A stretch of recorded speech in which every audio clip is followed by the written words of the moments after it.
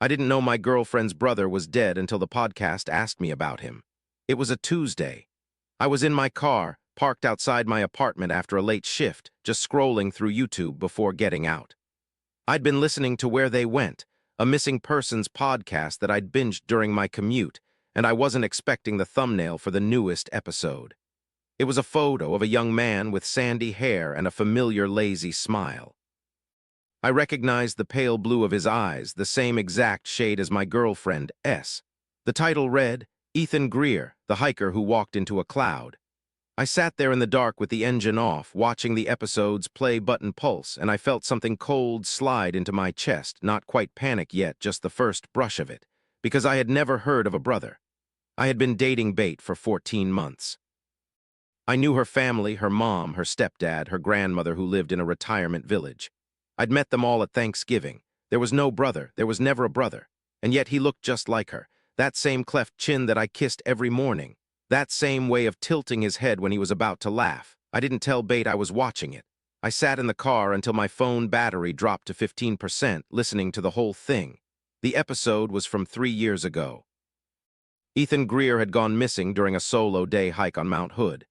He'd been an experienced backpacker, knew the trail well, and had checked in with a friend via text at 2:47 p.m. His last message was, "Fog is getting thick, going to wait it out." Then nothing, no body, no gear, no signal from his phone. The search teams found his camp set up, tent still staked, sleeping bag laid out as if he planned to return. But inside the tent there was a small journal, and in the journal, written in what looked like a desperate, rushed hand, the final entry read, "She's not Bate." I replayed that line 6 times. The next day I asked Bate casually over eggs if she'd ever had a sibling she didn't talk about. She didn't flinch. She said no, just her, an only child. She said it with the exact tone you'd use if someone asked you if you liked mushrooms. Dismissive, unbothered. She even smiled, that warm, dimpled smile that had made me fall for her in the first place. I believed her. I wanted to believe her. But my brain wouldn't let the journal entry go. She's not Bate. Who wrote that? And what did she do to him? I started doing my own digging, quietly, the way you do when you're not sure you want to find anything. I searched property records, birth announcements, obituaries. Nothing.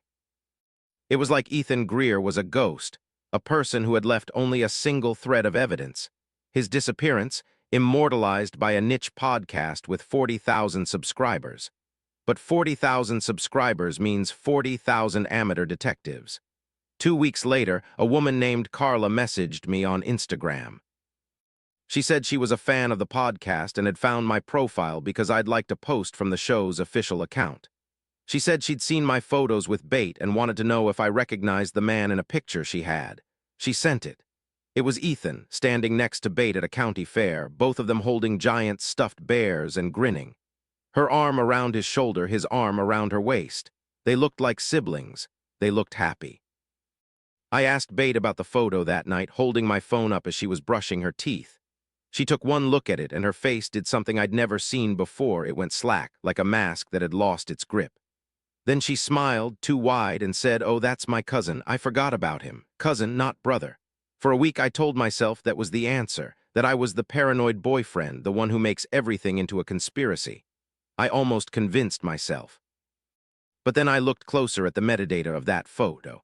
The geotag placed it not at a county fair in Oregon, but in a suburb of Boise, Idaho, and the date, 3 years ago, was 3 weeks before Ethan Greer vanished. I called the phone number listed for the family in the podcast's follow-up episode. Ethan's mother answered on the 3rd ring. I told her I was a friend of Bate's, and there was a pause so long I checked to see if the call had dropped. When she spoke again, her voice was thin and dry like paper crumbling. "Bate is not friends with Ethan," she said. "Bate is Ethan's girlfriend." I asked her to repeat that. She did. Bate was dating my son. They lived together. She was the last person to see him alive. The police cleared her, but I never believed it. I hung up without saying goodbye. I sat on my kitchen floor for 2 hours trying to unhear those words because Bate had never mentioned a boyfriend. She had never mentioned Oregon. She had never mentioned a life before me that included a man who looked exactly like her, who went into the fog and never came out. When she came home that evening, she brought me takeout and kissed my forehead and asked if I was feeling okay. I said I was tired. She said I looked pale. She said maybe I should lie down. I lied down. I stared at the ceiling, and I remembered the journal. She's not Bate. That night after she fell asleep, I did something I'm not proud of. I went through her phone. I found nothing unusual: work emails, group chats with her friends, photos of us, of her cat, of sunsets.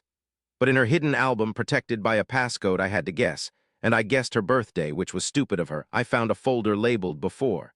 Inside, there were videos, dozens of them. The first was just Ethan, sitting on a couch, smiling at the camera. You could hear Bates' voice off-screen, laughing, asking him a question I couldn't quite catch. He laughed too, then leaned forward and said, "You're the only one who gets me. I mean that." The second video was night, campfire. The sound of wind through pine trees. Ethan's face was half-lit, half-shadowed, and his expression had changed. He looked tired, he looked afraid. "I don't know if I want to do this anymore," he said. "The whole trip, something feels wrong." The camera shook and Bates' voice came through, soft and soothing. "You're just nervous. It's just the altitude. We'll hike out tomorrow and have a nice dinner and you'll feel better." He nodded. He tried to smile. He didn't. The third video was the last. Timestamped the evening he disappeared. The camera was set up on a rock, pointing at the tent. The fog was thick, almost opaque, swallowing the trees beyond a few feet. Bate walked into frame.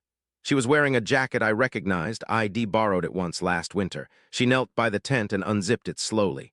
"Ethan," she called, "I brought you some water." There was no answer. She called again. Still nothing. She leaned inside, pulled out his sleeping bag, then his pack, then his boots. He stood up and turned to the camera. The fog wrapped around her like smoke. "He's gone," she said, and her voice held the perfect pitch of distress. "Oh my God, he's just gone, but here's the thing." As she said it, the camera caught something in the periphery, a flicker of movement behind her, deeper in the fog, a shape, an outline. I watched the video 9 times, zooming in until the pixels disintegrated into static. And I realized something that made the back of my throat go sour. The shape was upright. Human, and it was watching her. It didn't move. It just stood there, darker than the fog around it, as Bate performed her grief for the lens. And then very slowly it raised one arm, a long arm, too long, jointed at angles that bent wrong, and pointed directly at the camera. At me, watching through the screen. I slammed my phone down. My hands were shaking. When I looked up, Bate was standing in the bedroom doorway, completely silent. She was wearing her robe. Her hair was loose. She looked at the phone in my lap, then at my face, and she didn't ask any questions. She just tilted her head, the exact way Ethan did in that first video, and said, "You shouldn't have watched those, love." I opened my mouth to say something, to explain, to apologize, to run, but she stepped closer and the lights in the hallway flickered once, and then twice, and in the space between the flickers I saw her shift, just for a fraction of a second, into something that didn't quite fit inside its own skin. "It's okay," she whispered. "I'll just tell them you went hiking." And the sound of the fog, the sound from the video, that hollow, swallowing quiet, started seeping in from outside, even though the windows were closed. I'm writing this from my car, parked 2 blocks away, engine running, phone on airplane mode. I don't know what she is. I don't know what she did to Ethan. But I know that when I looked in my rearview mirror just now, I saw a shape standing under the streetlight behind me, too tall, too still, its arm raised, pointing straight at my car. I'm going to drive. I'm going to keep driving until I run out of road. But I have this feeling, this terrible, creeping certainty that doesn't matter where I go, because wherever I end up, the fog is already waiting.